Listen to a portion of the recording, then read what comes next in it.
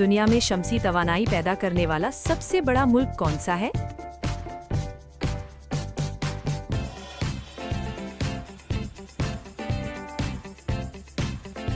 सही जवाब है चाइना।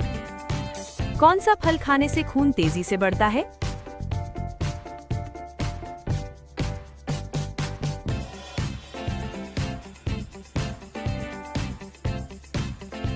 सही जवाब है अनार। सऊदी अरब की सल्तनत की बुनियाद कब रखी गई?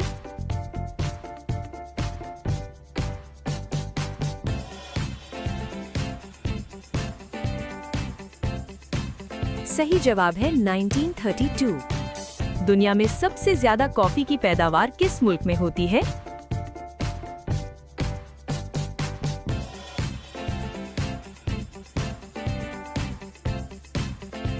सही जवाब है ब्राजील।